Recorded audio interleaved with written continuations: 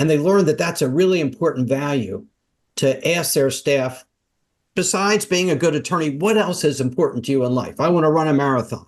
Well, okay, maybe we could work your schedule out so you have time to train for that, or something, something like that. Yeah. Where I'm very supportive of this charitable endeavor. Well, maybe our firm could partner with you to make that better. And when you support someone outside of the office, they really like that too. They love it. Yeah. And you know what it's like, especially in the legal sector, there's a massive problem with high staff turnover. There is a lot of people leaving, breaking their employment contract. And it's because they don't get the career progression they yearn for. And I know what some of the listeners are thinking. Well, if I go and give them all this time, I train them up and I make them really skilled, they're just going to leave and find another job. No, the opposite happens. Because they feel like you've invested so much time with them and you're giving them that growth that they yearn for within your firm. They want to stay because they want to keep enjoying that journey. Welcome to the Free Lawyer Podcast. I'm your host, Gary Miles. The Free Lawyer Podcast is designed for the lawyer, entrepreneur, or professional who is in some way unfulfilled, stressed, or stuck, and is looking for something better. We will discuss various blocks that limit us from achieving the personal freedom that we all desire, but have not yet fully experienced. And we will give actionable steps to free yourself from them. Are you looking to achieve a new level of success? If so, this podcast is for you.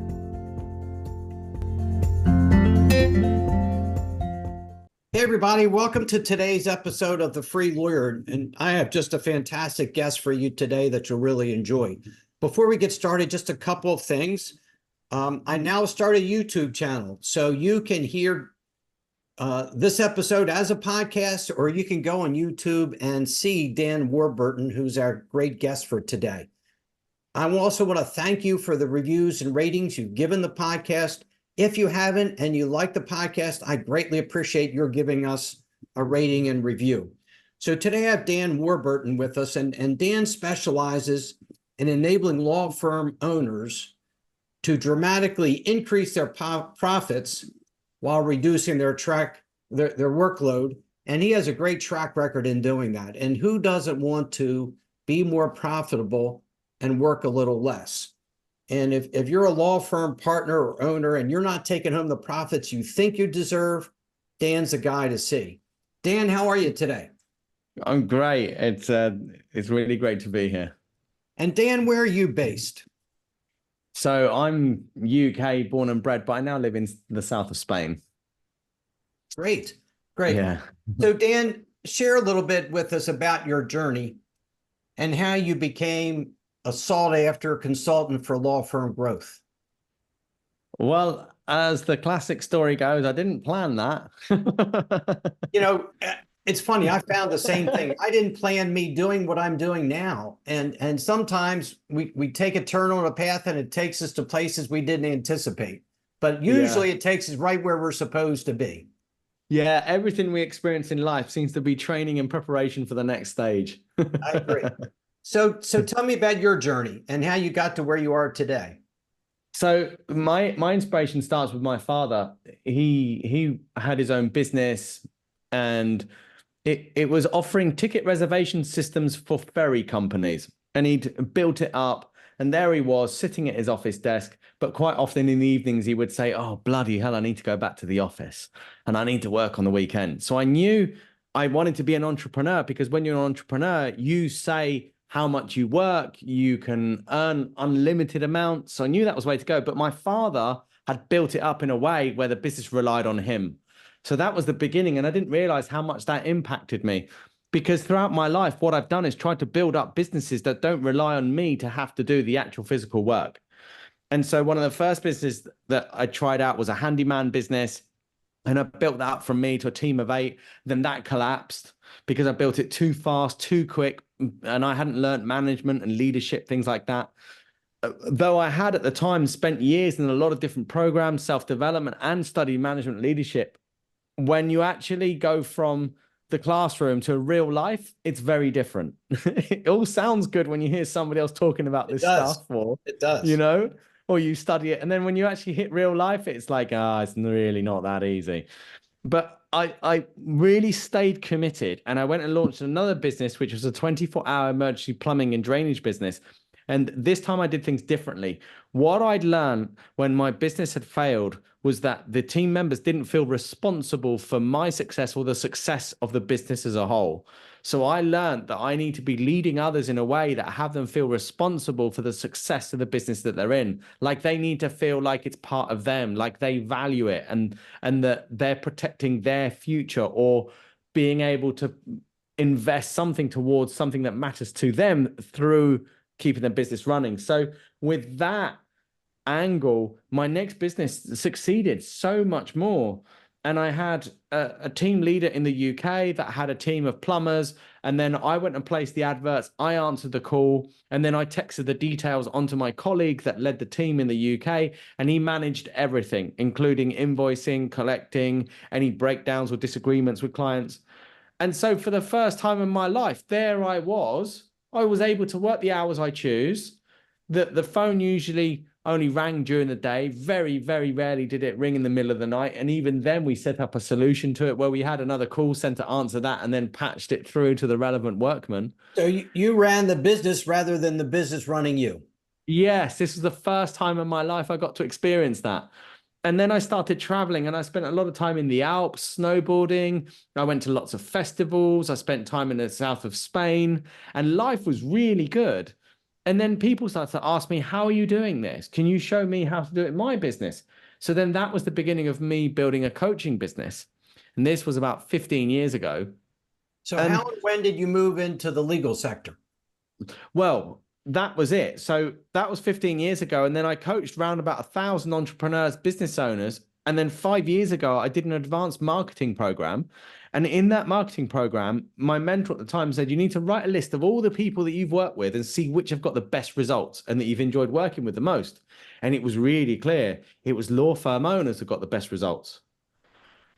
And then when I really got into it and I committed to that as being my niche, what I was going to do, because it seemed so enjoyable and I seemed to get such great results with such clients, is because I discovered that at no stage through a lawyer becoming qualified, through to being an associate, to then making it as partner, and while they are partners, are they ever taught management and leadership skills that shows them how to delegate away their workload from themselves down onto their teams and their associates, thus increasing their profits and reducing their workload.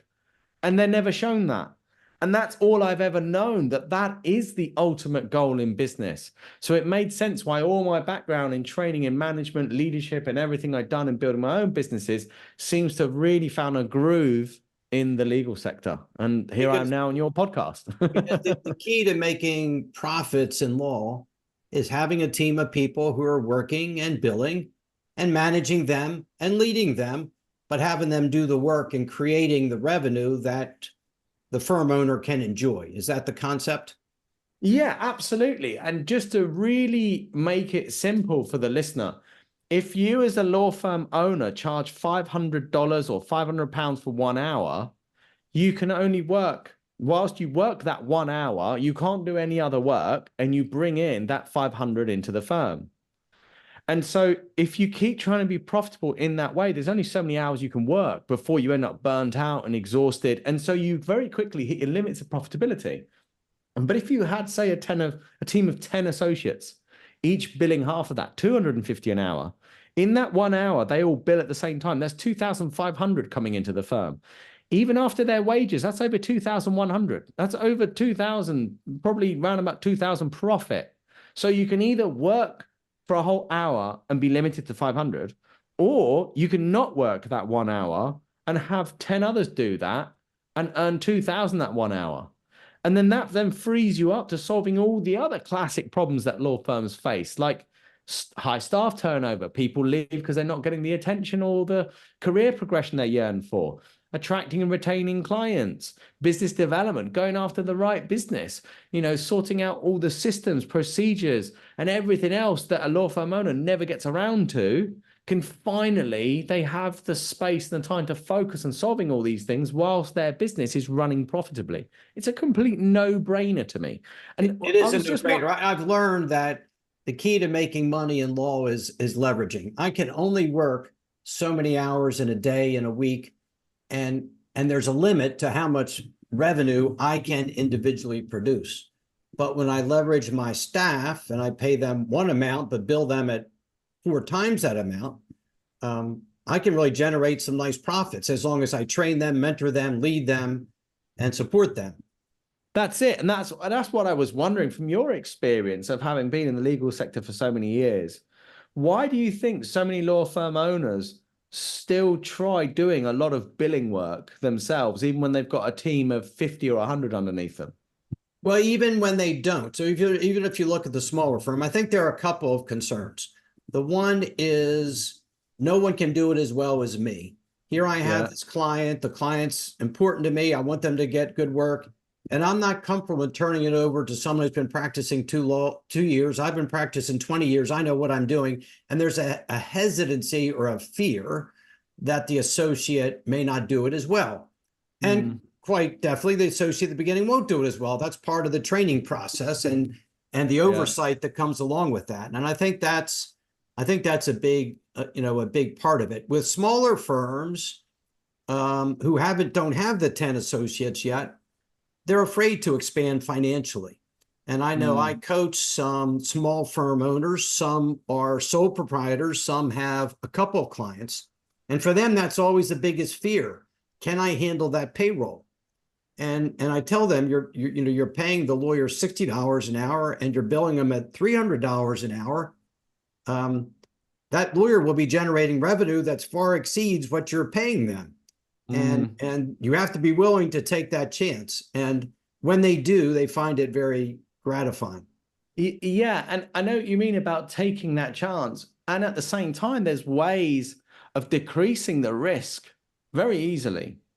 For instance, what you do is you set up regular one-on-one calls with one of your associates that you want to take over your work. And this is how I work with some of my clients. What I say to them is first find out, what does that associate or what does that head of department or manager want out of their employment position with you? What is it? Do they want to become partner? Do they want pay rise? Do they just want time off? Do they want to be able to travel for a month in summer? One of my other clients did this and found out that one of his managers wanted to take up singing lessons, but the singing lessons were always on a Thursday afternoon. So he was then able to work with him to create a working hours that work for him. So he could go for these singing lessons every Thursday afternoon. And then it's about saying, okay, so look, let's set some targets that with you meeting them enables me to give you this thing that you want, whatever it is. And then what you do is instead of looking at that employee as an employee, you look at them as a mentee. You offer to mentor them to succeed at everything that matters to them, both outside the firm and in the firm. And then with that, they really look forward to this one-on-one time with you. But then what happens is you've got these one-on-one sessions every week where you can start delegating part of your work. Now, if you're worried that they're going to mess it up, well, you don't have them deliver it straight to the client. You have them do a piece of work. And then the following week, you both read through it and review what they've done and give them the training. And then you might finish it off and send it off to the client. But if you keep doing that, I found my clients within 6 weeks, they're amazed at these associates or heads of departments' abilities to deliver work so much faster than they thought they could, which starts then free them up as they then get to, delegate their work to them. I think it's a great concept to look at them as a mentee instead of an employee, associate attorney. Look at them as someone who you're willing to invest your time and energy in to not only make them successful professionally, but personally too. I know I've talked to other lawyers who started their own firms, and they learned that that's a really important value to ask their staff, besides being a good attorney, what else is important to you in life? I want to run a marathon. Well, okay, maybe we could work your schedule out so you have time to train for that, or something like that. Yeah. Where I'm very supportive of this charitable endeavor. Well, maybe our firm could partner with you to make that better. And when you support someone outside of the office, they really like that too. They love it. Yeah. And you know what it's like, especially in the legal sector, there's a massive problem with high staff turnover. There is A lot of people leaving, breaking their employment contract. And it's because they don't get the career progression they yearn for. And I know what some of the listeners are thinking. Well, if I go and give them all this time, I train them up and I make them really skilled, they're just going to leave and find another job. No, the opposite happens, because they feel like you've invested so much time with them and you're giving them that growth that they yearn for within your firm. They want to stay because they want to keep enjoying that journey. And what you're saying is that the firm owner is really valuing that associate. And when I talk to associates in firms, they often feel like they're just a number on a timesheet. They don't feel valued and appreciated. When you make someone feel valued and appreciated, that you're willing to invest your time in them, it really can make a difference.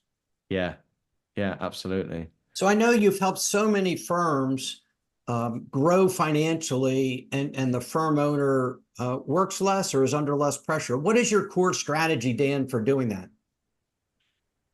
More than anything, it all stems from shifting the focus from doing billable work to scheduling time with the associates and helping them to increase their billable hours. That's the fundamental essence of it. And if let's say you're a law firm partner, you've got 100 people in your firm, and you've got, let's say, keep it simple, 10 different departments, and there's roughly 10 in each one. So then you've got, round about 8 to 10 heads of department. And the first thing is to schedule one-on-one calls with each of those heads of department, find out what each of them want, and then work with them to set targets that you then work with them for them to lead their department to all meet. That's the first thing. And then having that on a consistent basis. And then in those one-on-one meetings, things like learning how to make clear requests. So a clear request has exactly what you want to have done and by when, agreeing a time frame. Because if you request what you want doing but don't have a time frame, you're always wondering, is it going to be done? Did they understand me? And then that's very stressful. And the third thing is having their agreement on what they're going to do and the time frame.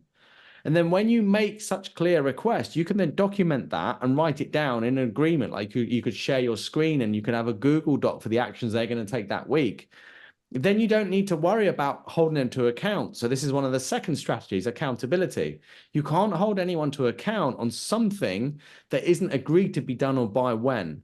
So you can't track anybody's performance, and you don't know who to keep in your firm or who needs further training or support if you haven't got a series of milestones or promises that they need to meet on a weekly basis to see, are they on track or are they not?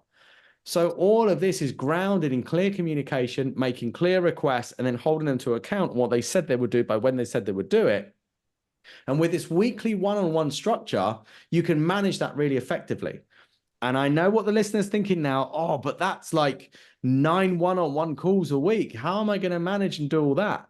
Well, if you have a look at all the emails that you receive, all the text messages and all the communications that you receive from your team members wanting this or wanting that, I don't know how to do this, how do I do that? Every time you receive one of those, that breaks up your workflow and it starts to make you feel very busy and you can't get done what matters to you. But if you have this regular one-on-one, you can request them. Unless necessary, don't contact me outside of this one-on-one, and bring everything that comes up to me in this one-on-one. If something comes up and it stops workflow, that's fine, contact me. But unless necessary, keep it to this one-on-one.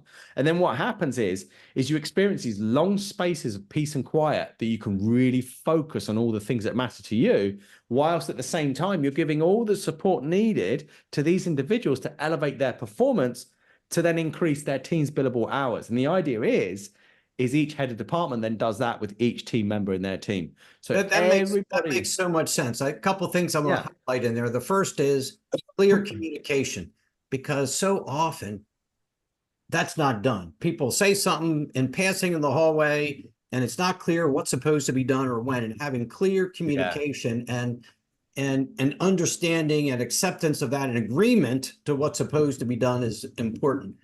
And the other is preventing those interruptions, because so many people feel like they get so many emails. And I know one productivity thing I teach my clients is to batch work together. So if I'm working on a project, don't interrupt it to answer this email and then work and then answer that email. Save all the emails, answer them all at once. And the same goes with those meetings. Instead of getting 10 inquiries from each team member during the week, save them. When we meet on Friday, we'll talk about all your concerns unless it's truly urgent, and batch all those questions and communications together. I know delegation is a really important skill that you teach. How experienced and comfortable are most law firm owners with delegating when they first come to you? They think they're delegating. So for instance, one of my clients, he was leading a team of 12. He was working over 100 hours a week. He was receiving 250 text messages a day from his team members wanting to know, how do I do this? How do I do that? And I know it was a day because I said, so are you receiving less than 250 a week? He said, no, I was receiving that a day. So I couldn't believe it. Crazy. And he thought he was delegating effectively. And he said, but we've got a great company culture here. People talk to each other. There's great respect. But what was happening was he wasn't making any clear requests of anyone because he didn't want to feel like he was micromanaging. And he felt that if he asked somebody to do something by a certain time, that he was micromanaging. So he avoided doing that, which meant that he had to always step in, finish off work himself, deliver it to clients, and just basically be the dog's body of everybody else, not doing anything fully. And so that was what he thought was delegating. Let's step in and clarify that. What's the difference between delegation, which sounds like a good thing, and micromanaging, which sounds like a really bad thing? Explain the difference between the two, and why. What's the difference between him delegating, which he wasn't doing effectively, and his concern about micromanaging? So the difference between delegating and micromanaging, for instance, is micromanaging is where you ask somebody to do something and then you consistently interrupt them, text them, email them, asking, hey, how's it going? Hi, do you need anything from me? And randomly calling them and asking them that. And all it does is it makes them feel hindered and annoyed, and they can never, ever earn your trust to show you what they're capable of or where they really need training and support. So it destroys their ability to prove themselves to you, and it destroys then you ever seeing the career path that they could have ahead of them. So delegating would include micromanaging. a certain level of trust and freedom and independence in the associate to accomplish the task without being directed every hour, every day on, or inquired about, how's it going? It's exactly a certain amount of trust. It's about giving them the right level of support at agreed points of time that work for that individual and not interrupting them in between. That's basically what effective delegation is compared to micromanaging. What are some common challenges that your clients face when they try to delegate effectively? What are some obstacles or problems that they run into? Well, one of the biggest challenges they have is that they've had their clients for years and their clients always rely on them to do the work. So they feel like, oh, I don't want to let my client Sam, who's been with me for 15 years and now have somebody else to do the work. That's one of the biggest challenges I find. So what we do with my client is we have them elevate the services they offer all their clients, including their long-lasting ones. And this goes by them contacting them saying, look, we're now able to offer a much better service than we've ever offered before because of some of the guys we've now got working here. So from now on, I'm still going to be the front of your work, absolutely, hands-on. However, to contact me, what I'd like you to do is to use this link to schedule a time that suits for you. And I'm going to have specific times throughout the week so you can always get hold of me on a short-term basis. Then when you dial in on the Zoom call, I'm going to have my colleague Jack with me. And Jack's going to be there taking notes, and he's basically going to be learning everything that I do. And the client's usually fine about that. It's still with you on a Zoom. But then what happens is Jack is there taking notes, and you say to Jack every so often, can you take a note of that? Great. And we also need to remember to do that. Then by the second, third call with that client, you start to say, Jack, what do you think about that? What am I missing out? What else could you add?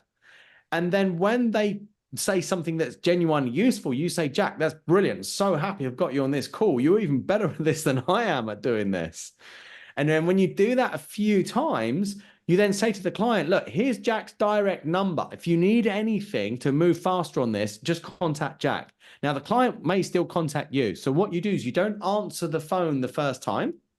And the next time that client calls, they're more than likely then to call Jack. Jack then answers straight away. And because he's built that relationship with the client over that three-way call on several times, then Jack has earned the trust of the client to then represent the work and be the face of the work. That's the way to do it. Gotcha. It makes a lot of sense. So you help law firms get started with your system. What does it look like when you have a new client where there's not effective delegation? What does it look like for the law firm owner when they're more in the micromanaging or trying to do it all themselves stage? Well, like the example I gave earlier, there was my client, 12 people receiving 250 text messages a day. He was working over 100 hours a week. He didn't have evenings with his family. He rarely had weekends at all. And he'd seen his teenage children just growing up, and he didn't feel close to them because he was always having to work. And he just lost all joy, didn't have any more joy in his work. And there's a classic situation that I find they end up in, which is what I call the law technician's valley of doom. What this is where a law firm partner or owner has built up a firm that relies on them to keep operating. And they only have either of two choices. Either I keep working myself exhausting hours until the day I physically can't, I become too old or unwell, or I walk away from a firm that I've spent years building and don't get to earn what they're worth for all the effort they put in. And neither of them are an option that they want to do. So they kind of do in between. They're trying to find a way out, but the firm still relies on them so much. So they're just completely trapped. That's what I see. And once you've helped your clients learn how to successfully delegate and mentor and communicate and have a system of accountability that works, what changes does that firm owner see in their both professional and personal life? So coming back to this client, for instance, what happened to him was after 10 days, he went from receiving 250 text messages a day to about 10. So that was the beginning of relief. Then he managed to start delegating bits of his work, but he was still working a lot of hours. So then we saw, well, the next thing is you need to find somebody that you trust to actually take over your work. And you didn't have that in the firm. So he was able to go and recruit exactly who he needed to do exactly what worked. But then with them recruited and in place, within a month of these one-on-one calls with this guy, he was able to take over a lot of his work. So after 6 months, he went from working over 100 hours to less than 50, which was amazing for him because in his testimonial on my site, he says, the money's great and all that, but the best thing is I've got a life. I've got time with my wife and my kids, and I've been on holiday, and he's got to really get into skiing and downhill mountain biking because he lives near the mountains. And but financially, he's learned to he makes better money and he has more time to enjoy his life. Yeah, specifically, him and his other partner made an extra $707,000.